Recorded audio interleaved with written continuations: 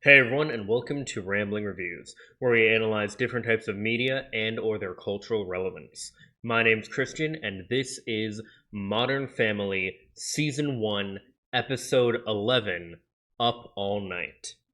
This episode was written by Christopher Lloyd, directed by Michael Spiller, who was really only known for Modern Family from what I could find. Doesn't seem like he's really known for much else. It also features Giselle Jones as a guest star, um, as well as the first appearance of Javier, Gloria's ex-husband and Manny's biological father, played by Benjamin Bratt.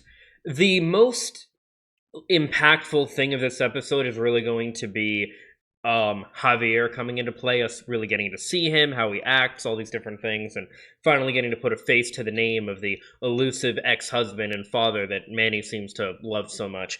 As well, we're going to get to tackle a trope that is one of my least favorites, and I'd argue one of the worst tropes in sitcoms when we look at the Dumfries family. But we'll get to all that in a minute here.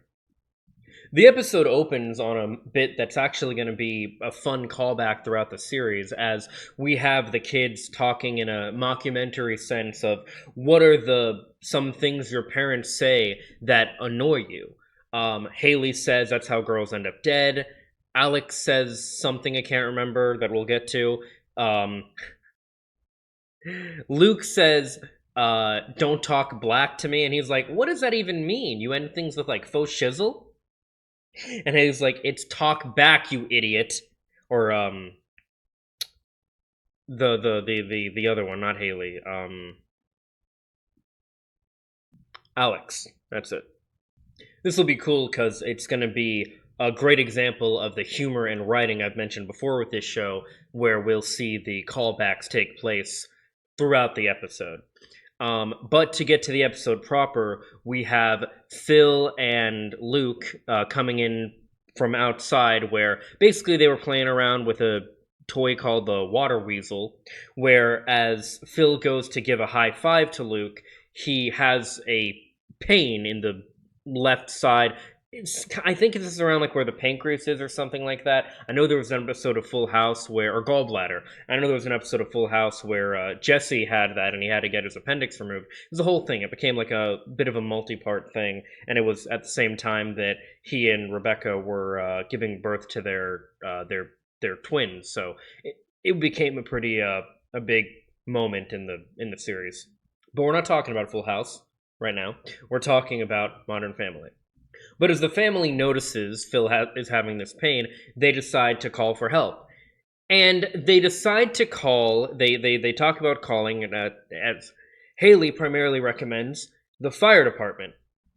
Haley, Alex, and even Claire a little bit are pretty excited at this prospect, as Phil immediately tries to block the phone, and we cut to him explaining that the fire department has a reputation for being incredibly hot.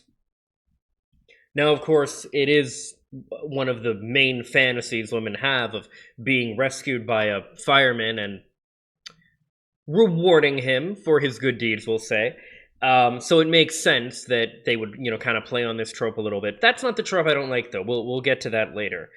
For now, we have to take a look at the Pritchett's family, as we have the introduction of Javier, the man, the myth, the legend. And we almost immediately see why Manny loves him so much, as he's got all these crazy stories, he's got these lobsters he's brought home for dinner, he's got all these, just all these different things that he's kind of wowing everybody with. He's very much the life of the party. He's telling everyone, put on some music, because tonight we're going to dance, all these different things. And you start to see, this guy seems like a really cool, fun guy to be around. Gloria and Jay kind of, humor him a little bit here, but ultimately Jay is not plussed with this at all, and especially not so as Gloria explains, oh, he's only going to be staying one night, and he's like, wait a minute, he's staying? But we'll get back to that drama later, as first we have to take a look at the drama unfolding with Cameron and Mitchell. So, Mitchell has this idea that it's better to let their baby, Lily, just cry themselves to sleep effectively as a way to do what he calls ferberating, to, I guess, basically toughen her up. Well, Cameron is very against this idea, as he just can't stand hearing his daughter cry and has to come get her and have her, kind of lull her to sleep, calm her down, all those different things. And Mitch is not happy about this at all. So this causes, some kind of comedic tension, of course, between these two, where Mitch is like, oh no, we need a defibrillator, she can't just expect her daddy to come save her all the time. And Cameron's like, well, listen, like, what you call it defibrillating, I call it torture. We also have this funny moment where they're watching a horror movie, and for some reason it seems to calm her, which, I mean, I don't know, colors of sounds, maybe, I don't know.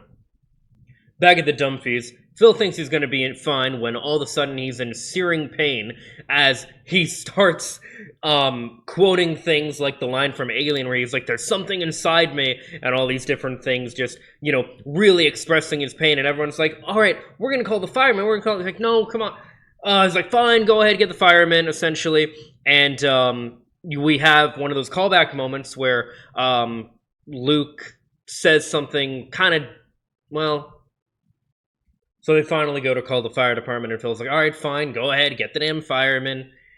And we'll come back to that. But right now, back to the Pritchips. Well, Jay can't sleep as Javier is downstairs playing pool and knocking all the balls around. So he goes down to kind of confront him, but the two of them end up bonding over their love of sports and baseball, as well as the idea that Jay used to, as he said, he used to play ball and, wanted to be really good, professional, all this stuff. And Javier actually makes a comment that I resonate with myself, which is, used to is a very sad phrase. And I get that, because used to, it implies that you have given up on something that you used to do, especially if it's, your dream of something. For me, a great example of this would be, I used to really pursue a career of professionally being an actor and musician. Just kind of got to the point of needing to accept it wasn't really that realistic, and now I'm trying to make this my career. So, take that as you will. But yes, used to is a very, I get it. I totally get what he means, 100%. But the two of them end up bonding and everything, and it actually starts going pretty well. And we start kind of seeing this other side of Javier and being like, all right, maybe this is actually a pretty decent guy. Though we do have this small little moment here where we see Cameron trying to sneak in to Lily's bedroom, and because she's crying again, make sure that she's all right. Where you just hear Mitch over the intercom, for lack of a better thing to call it, and just be like, Cam, like, come on, startling him and making him, get out. We have these little bits and pieces here and there where we just have these, funny moments, because, at the end of the day, this show is, of course, a comedy. It's a sitcom.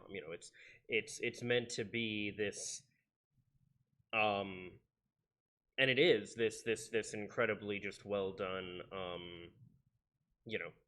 comedy. Like it excels in its writing, and of course, timing is so important to comedy. So, but getting back to the actual plot of everything here, if you remember, Jay and Javier were talking about how Jay was really into baseball, wanted to play again, all these different things, right? Kind of gave up this dream of being a professional baseball player and all this stuff. Well, Javier takes him and Manny to this incredible, just giant, empty, all for them, baseball stadium for them to just be all together and to just play all night, effectively.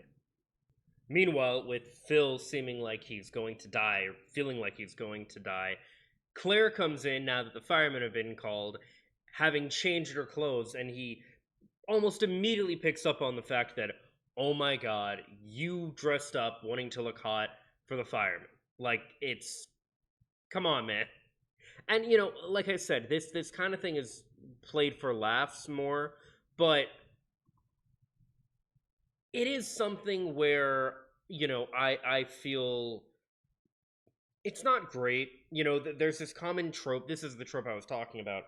There's this common trope in sitcoms where, and this show doesn't go nearly as far into the direction of this kind of thing, but where, like, the husband and wife will not hate each other, but make it pretty clear on multiple occasions that they would rather not be together. There's, the concept of like the ball and chain, which is normally directed toward the wife, but you have this kind of thing where, the wife is often this kind of like, stuck up prude, whatever, and then the guy is this like slobby, lazy, pig kind of guy. And you don't normally see healthy relationships in a lot of sitcoms. I do think that Phil and Claire's relationship is actually very healthy, all things considered. But I don't love that they kind of resorted to this trope, as it is very. Now, she's not like going out of her way to, have an affair or anything, and neither is he. But, it's just this very like how do I explain this? I don't know. It's just gross. I don't know. It kind of feels like I thought you guys were better than this. I guess I don't know. It feels like below the quality of what I would expect from Modern Family, from what we've seen thus far. I guess is what I would say. We even have a minute where, the fireman comes in and he's like, "Oh, how are we doing here?" And Claire's like, "Oh, I'm good." And it feels like he meant me, But from there, we get to them at the hospital, and this is actually where we have Giselle Jones playing that nurse that I had mentioned before. So this is where we actually see her character. But from here we essentially have this bit where the family does seem to legitimately be worried for Phil, especially the kids. Um, but Phil is trying to kind of play it off like he's going to be strong, he's going to be a real trooper. He does also, though, as Claire apologizes. This is again something we don't really see in a lot of sitcoms. The wife being in the wrong and apologizing. Normally, we have the man always in the wrong and always apologizing. This is something where we have something where, you know, um, we're seeing, something I think that Modern Family kind of excels at in general is that these characters feel a lot more like real people than they do tropes. And I think that's kind of my issue with this whole fireman thing. We'll go through it a little bit more as we continue on here. But Claire, excuse me, she offers for, or excuse me, she apologizes to Phil for being in the wrong here. Like I shouldn't have done that. And he's like, oh, it's okay, but he starts milking it. That and the fact that he could be in a lot of trouble here. He doesn't. I don't think anyone really thinks, other than the kids, or Luke, really, who's overreacting a little bit, think that he might die. But he's not well right now. There's a reason he's in the hospital, right? No one goes to the hospital for fun, right?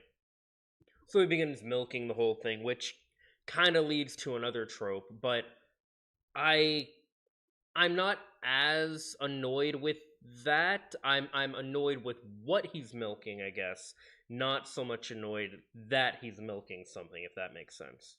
But back to the Pritchett's, Javier gets everyone home now, and yet Manny is, he's gotten everyone home from last night, and yet Manny is extremely tired, and he basically lets it slip everything that they did. Javier comes back ready to take him on another adventure, and Manny, being the kid that he is, wants to join him and everything, but. Gloria is like, no, you have school. You can't just, and you guys like went out on a school night and everything, and then she starts kind of laying into Jay a little bit, understandably, about how essentially how like how did you guys, like, what did you guys even do? How did you guys get into this state? I'm like, I knew a guy, and she points out him. She's like, okay, and guess what's going to happen? The next time that he needs something, you're going to be that guy that he owes a favor from, or that owes him a favor, because that's the kind of person he is.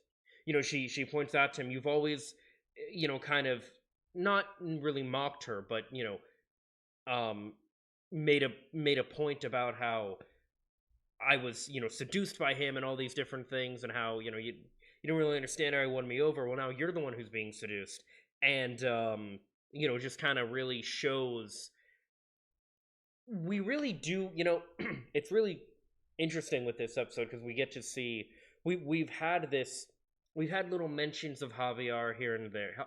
Javier, like caviar, Javier, here and there, and yet now we're really seeing him. We're seeing the kind of person that he is. We're seeing how he goes about, um, you know, living the life that he does, and um, you know, bringing people into this life, and kind of seducing them in a way. Of course, he's not sleeping with Jay, and but just this like life of the party, and there's nothing wrong with like any of that, but you have to have, especially when a kid like Manny is involved, you have to have a level of you know responsibility, and a time to be like, all right, let's chill, like you gotta get done what you gotta get done, and that kind of thing.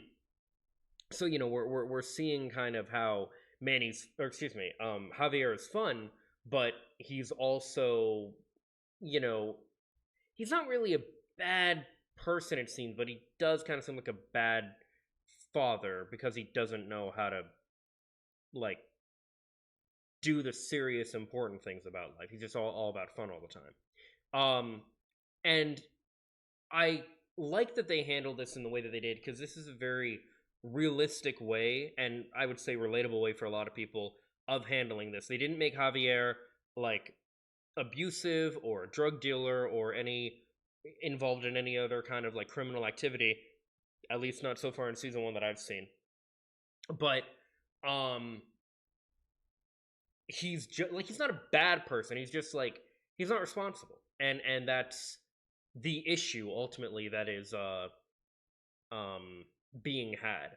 Now, I do want to point out as well, this is the kind of thing as that a lot of guys talk about when they complain that, like, you'll have a woman like Gloria, for example, who will have her fun when she's younger with somebody like Javier, and then when she wants to settle down and get more serious about life and stuff, then she goes for somebody like Jay. And that is a common critique that a lot of primarily men have, of women, like wanting to just like have fun and be with all these like um these guys in like their 20s, maybe even their 30s, and then when they want to settle down with someone and they like have a kid from someone else and all that, like, I can understand why that's an issue for so many people, and I understand how you could look at the situation with her and Jay and Manny and all that in that light.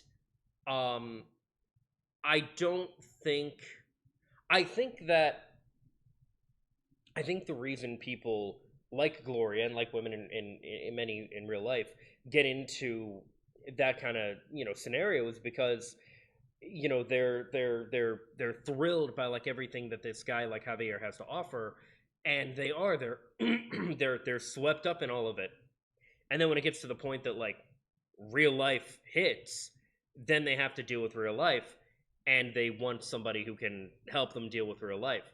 I guess the question becomes, I think a lot of people get like bitter about this kind of thing, and I understand why, because you know if you're somebody like Jay, or you're somebody who is more, you know Jay, Gloria says, and we'll get into it more later, but Gloria says the reason she's with Jay is because she finds him sexy. She's attracted to him, which is great. But there is a real thing that happens where women will want to just kind of like have fun with one or a bunch of different guys or whatever, um, until they decide to finally be serious, and then they'll go for this guy that they never would have went for before. And I bring all this up just to mention that, like, you can definitely read this through that kind of lens, and I think there's merit to that critique and that discussion on the matter. But at the same time, I think that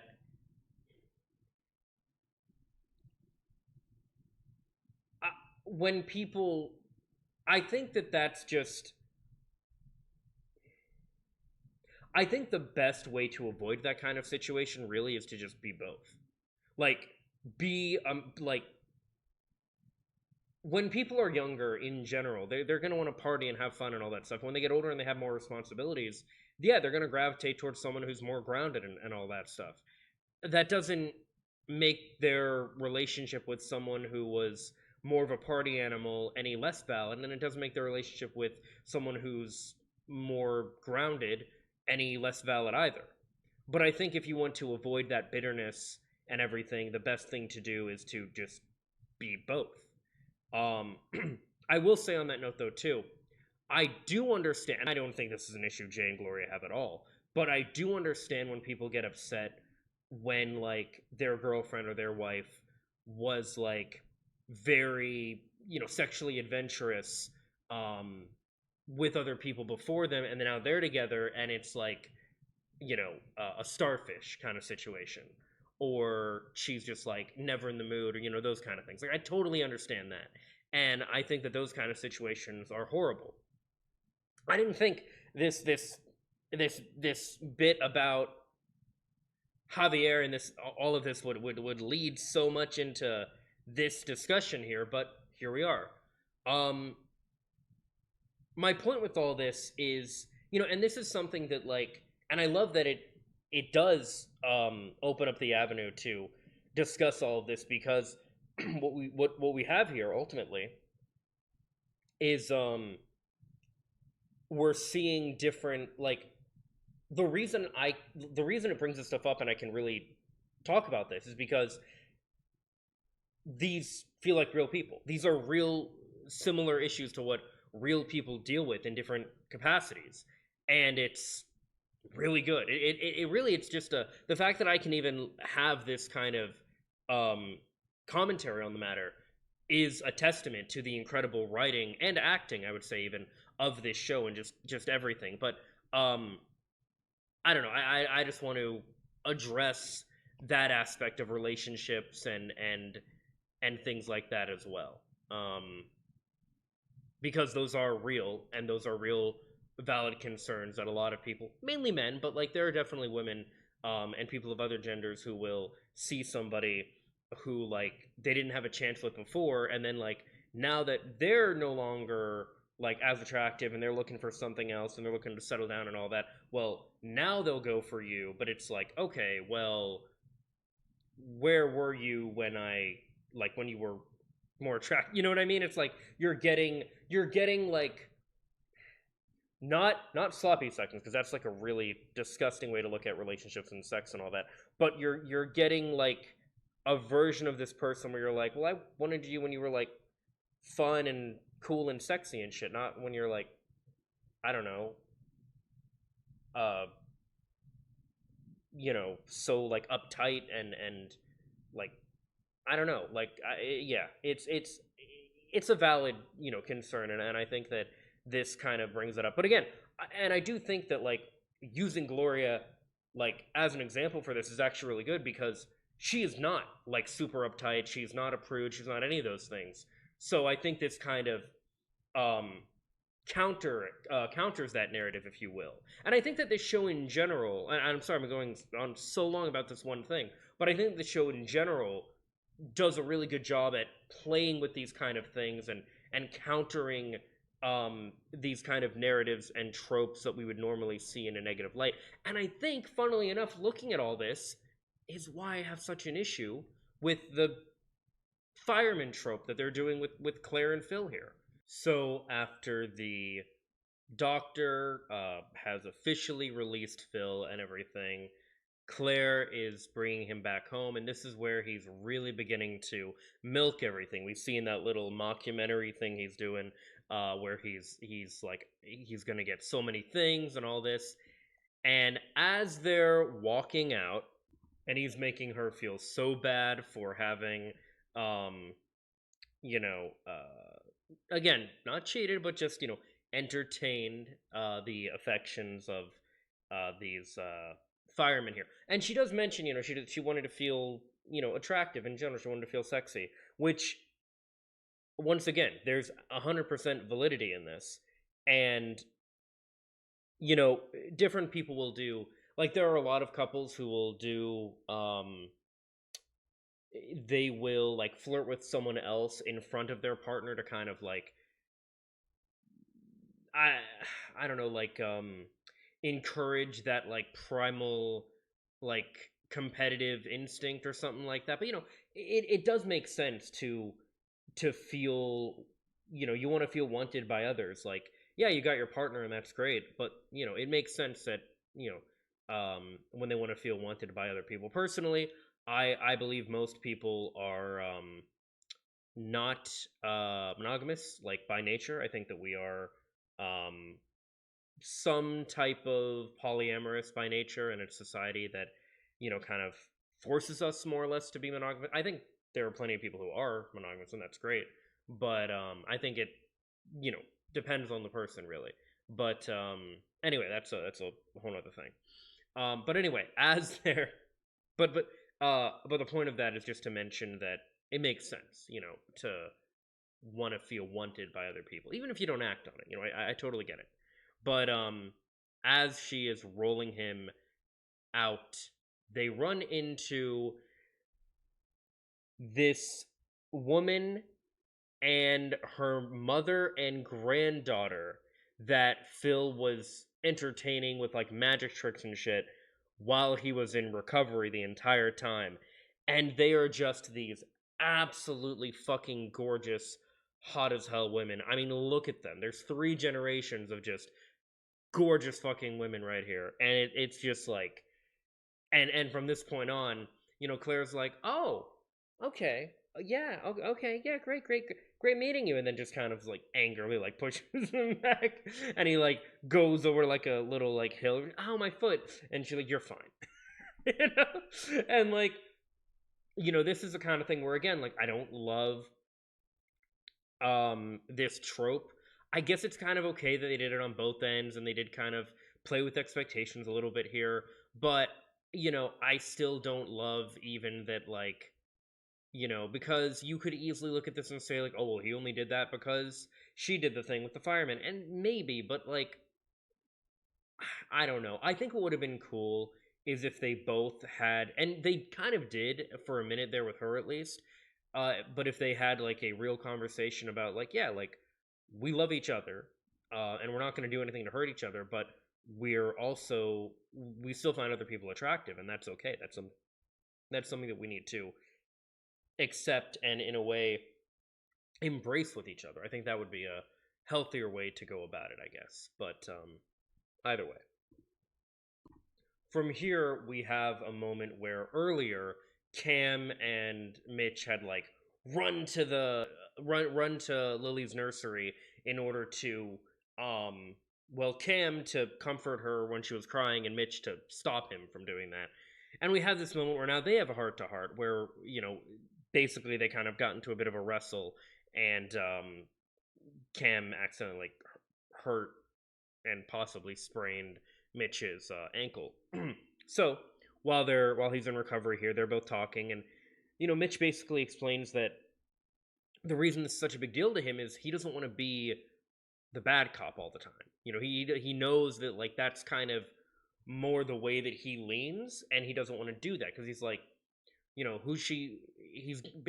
afraid that Lily's gonna like Cameron more as is, and he sees this kind of as the beginning of this situation, where he's like, if you're coddling her all the time and being all like sweet and loving and everything, then she's gonna basically grow to love you and resent me, and I don't want that. And we have this kind of like sweet moment where Cam's like, no, like there's still going to be things that she doesn't like that I have her do too. Like I'm going to make sure she eats her vegetables, and they have this kind of little cute back and forth like that. And again, it's kind of similar to the bit where Mitch was feeling like Cameron was like super dad, whereas he was not. And Mitch or Cameron just kind of like points out the strengths that Cameron has as well, and he's like, listen, like we're in this together. And I really like that message that Cameron seems to really champion here, which is just that we're in this together. Like we're gonna we're gonna get through this. We're gonna raise our daughter together, and we're both walking her down the aisle. And I think that's a really sweet moment. And in style of Modern Family and the incredible writing that they have, we go from a really sweet moment with this to them talking about how Mitch is in pain, and oh, they should call 911 to call the firemen. Why would two gay guys want to call the hot fireman? Gee, I wonder. What's interesting though here too is that, and we see this a little bit here and there, neither of them feel threatened by like other attractive men. They have more of a thing where like they understand that they're together, but also that, oh yeah, like you like yeah, enjoy that other like eye candy. You know what I mean? Like it's not the same, I don't want to say controlling, but slightly possessive nature that Phil and Claire have a little bit, which is natural. It's a very common thing, especially in hetero relationships. It's very common for us to be this way. This is something that I like try to work against, jealousy and things of that nature, and just learn to embrace it. Like, yeah, I'm gonna find other people attractive. My girlfriend's gonna find other people attractive. It is what it is, but yeah, it's more about if we act on that, or how do we, what are the confines of our relationship? Because the confines of yours and your partner's relationship are up to you, no one else.